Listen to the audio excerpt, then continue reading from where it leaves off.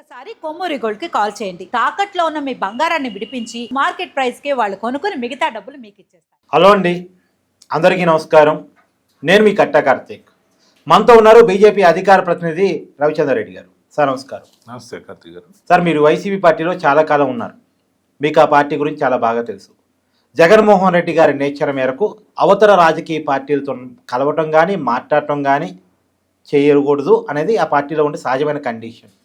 మీకు తెలుసు, విజయసాయిరెడ్డి గారు ఒకసారి చంద్రబాబు నాయుడు గారు కలిసినందుకు, అంటే తారక రత్న గారి అంత్యక్రియలో కలిసినందుకు విజయసాయిరెడ్డి గారికి క్లాసు పడిన విషయం మీకు తెలుసు. తర్వాత ఏకంగా బాలశౌరి గారు రేవంత్ రెడ్డి గారితో ఒక పార్టీలో మీట్ అయినందుకు ఎంపీ టికెట్ ఇవ్వరన్న విషయం కూడా మీకు తెలుసు. అయితే ఇప్పుడు లేటెస్ట్గా జరిగిన ఒక పరిణామం, ఇదంతా ఏం చెప్తున్నారంటే బొత్స సత్యనారాయణ గారు నారా లోకేష్ గారితో నిన్న గవర్నర్ గారు ఇచ్చినటువంటి విందు కార్యక్రమంలో భేటీ అయ్యారు. అంతకుముందు పవన్ కళ్యాణ్ గారితో కూడా కలిశారు. ఈ కలయికల వెనకాల ఉన్న అర్థం ఏంటి? జగన్మోహన్ రెడ్డి గారికి నచ్చదు అని తెలిసినప్పటికీ కూడా బొత్స సత్యనారాయణ గారు నారా లోకేష్ గారితో నిన్న, గతంలో పవన్ కళ్యాణ్ గారితో ఇలా కలవటం, అంటే ఆయన కాంగ్రెస్లో ఉన్నప్పుడు వేరు, కానీ ఇప్పుడు ప్రాంతీయ పార్టీలో ఉన్నారు. జగన్మోహన్ రెడ్డి గారి నేచర్ తగ్గట్టు ఉండాలి. మరి దీని వెనకాల ఉన్న రీజన్ ఏంటి? ఎవరైనా కూడా కార్తీక్ గారు, పార్టీలు ఏమైనప్పటికీ పలకరింపులు ఉండాలి. నాయకులకి ఉండాలి, నమస్కారానికి ప్రతి నమస్కారం ఉండాలి.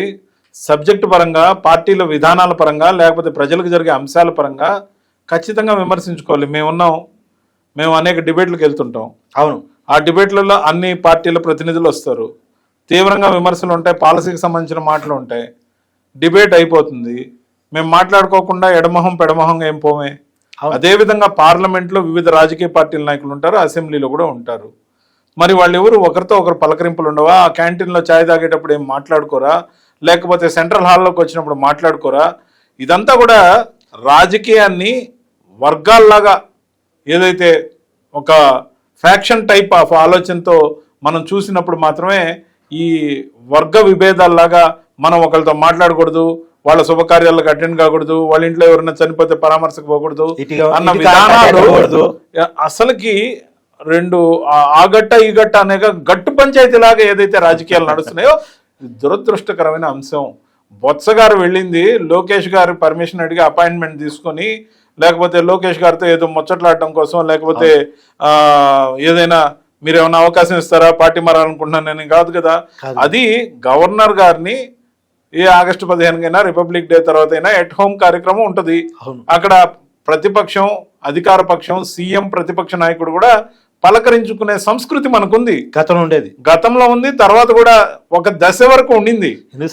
రెడ్డి గారు, చంద్రబాబు నాయుడు గారు ఎంత ఆత్మీయంగా పలకరించుకునే వాళ్ళు. పలకరించుకోవాలండి. వాళ్ళు ఏమన్నా అసలుకి నేను ఒక మాట అడుగుతున్నా, ఇండియా పాకిస్తాన్ దేశాలకి సంబంధించి వైరం ఏ విధంగా ఉంటుందో మనకు తెలుసు. పాకిస్తాన్ అసలు నేను అదే అడుగుతున్నా, ఇండియా పాకిస్తాన్ క్రికెట్ టీంలు ఒకరి మీద ఒకరు ఆడటం లేదా? లేకపోతే భారతదేశ ప్రధానమంత్రి, అంతకుముందు పాకిస్తాన్ ప్రైమ్ మినిస్టర్ వేరియస్ వేదికల మీద ఉన్నప్పుడు పలకరింపులు, షేక్ హ్యాండ్లు ఉండేవి. కానీ మరీ తీవ్రవాదం ఎక్కువయ్యి వాళ్ళు అతిగా పోతున్న క్రమంలో మోడీ గారు వాళ్ళని అవాయిడ్ చేయడం మొదలుపెట్టారు. ఎందుకంటే పైకి మనం ఎంత స్నేహస్తం అందిస్తున్నా వాళ్ళు టెర్రరిజం వైపు పోతున్నారు కాబట్టి వాళ్ళని దూరం పెట్టాం. ఇది సహేతుకం, ఎందుకంటే దేశం ముఖ్యం కాబట్టి. కానీ ఇక్కడ పార్టీ ముఖ్యం అనుకునే, పార్టీ ఏం దేశం కాదండి. పార్టీ పరిపాలించడం కోసం ఏర్పాటు చేసుకున్న ఒక ప్లాట్ఫామ్. మనం అంతిమంగా ప్రజలకి మనం సేవ చేయాలి. ఈ కోణంలో చాలా దగ్గరలో అన్నదమ్ముళ్ళు చెరొక వైపు నుంచి పోటీ చేస్తారు, వాళ్ళిద్దరు బద్ధశత్రువులు అయిపోవాలనా? అత్త కోడళ్ళు, అక్క చెల్లెళ్ళు కూడా వేరే పార్టీల నుంచి పోటీ చేస్తారు, వాళ్ళు బద్ధశత్రువులు అయిపోవాలనా? ఫ్యామిలీలు విడిపోవాలనా? ఇది కరెక్ట్ అయిన సంస్కృతి కాదు. దీంట్లో నేను ఎక్కువగా లోతుగా ఆలోచించి దీనికి మీనింగ్స్ తీయాల్సిన అవసరం లేదు. బొత్స గారు కానీ, మరొకరు కానీ, మరింకెవరైనా కానీ వైఎస్ఆర్సీపీ నుంచి పార్టీ మారాలనుకుంటే వాళ్ళు నిర్ణయం తీసుకున్నాక ఆపేది ఎవరు? అది బీజేపీ వైపు కావచ్చు. అక్కడ మీరు ఆ విజువల్ చూడండి, బాగా జాగ్రత్తగా గమనించండి. బొత్స గారు మాట్లాడుతున్నప్పుడు నారా లోకేష్ గారు ఎంత సన్నిహితంగా ఉన్నారో, మా మాధవ్ గారు కూడా అక్కడే ఉన్నారు.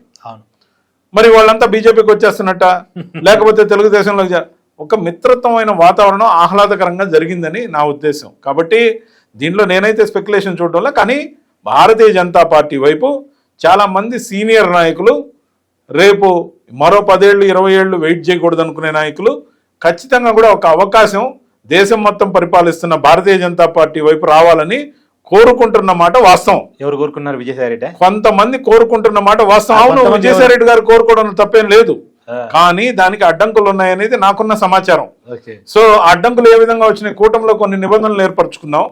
ఒకరికి ఇష్టం లేని పర్సన్ ఇంకొకరు పార్టీలోకి తీసుకోకూడదనే విధానంతో ముందుకెళ్తున్నందుకు కూటమి సంఘీభావం కోసం బహుశా విజయసాయి రెడ్డి గారు బీజేపీలో చేరకుండా ఇంతకాలం బయట ఉండడానికి ఒక కారణం అయి ఉండొచ్చు.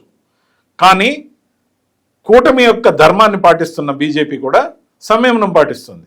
లేదంటే మేము కూడా గేట్లు ఓపెన్ చేస్తే ఈరోజు దేశంలో 21 రాష్ట్రాల్లో అధికారంలో ఉన్న బీజేపీ 16 రాష్ట్రాల్లో నేరుగా అధికారంలో ఉన్న బీజేపీలోకి వలసలు మామూలుగా ఉండవు ఖచ్చితంగా.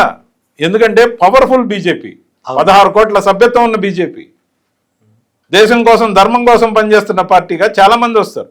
దీన్ని బొత్స గారి అంశాన్ని రాజకీయ కోణంలో నేనైతే చూడడం లేదు. అంటే కాదు సార్, దీన్ని రాజకీయంగా చూస్తే వైసీపీకే నష్టం. వాళ్ళు ఆ విధంగా విజయసాయి రెడ్డి గారు అప్పుడెప్పుడు ఒకరు తారక రత్న గారు చనిపోయినప్పుడు చంద్రబాబు నాయుడు గారితో మాట్లాడాలని ఆయన దూరం చేసుకున్నట్టు కనపడతా ఉంది. కాబట్టి అదే విధంగా రేవంత్ రెడ్డి గారు ఇచ్చిన విందుకు హాజరైన ఎంపీలకు టికెట్లు ఇవ్వరని తెలిసిన తర్వాత వాళ్ళు ప్రతిపక్ష పార్టీలోకి వచ్చి అందరు ఎంపీలు అయ్యారు. అవును, వాళ్ళ అదృష్టం బాగుందని అలా, లేకపోతే తీసుకున్న నిర్ణయం మనకే మేలైంది అనుకుంటున్నారు వాళ్ళు. సో ఖచ్చితంగా కూడా అటువంటి నిర్ణయాలు, అలాంటి దూకుడు అన్ని కూడా మానేసి సంయమనంతో. నాకు ఇక్కడ చెప్పండి, విజయసాయి రెడ్డి గారు అంటే అప్పుడు దూరం పెట్టగలిగారు ఆ చంద్రబాబు నాయుడు గారి ఇన్సిడెంట్ తర్వాత. అప్పటికే చాలా రీజన్స్ ఉన్నాయి, వేరే విషయం అనుకోండి. తర్వాత బాలశౌరి గారు కావచ్చు, ఇంకా కొంతమందికి ఎంపీ టికెట్ ఇవ్వడానికి జగన్మోహన్ రెడ్డి గారు నిరాకరించారు, రేవంత్ రెడ్డి గారిని కలిశారనే కారణం చేత ఇప్పుడు బొత్స సత్యనారాయణ గారు అలా దూరం పెట్టగలిగే పరిస్థితులు జగన్మోహన్ రెడ్డి గారు ఉన్నారా? అంటే ఒకప్పుడు నేను ఒక మాట అడుగుతున్నా.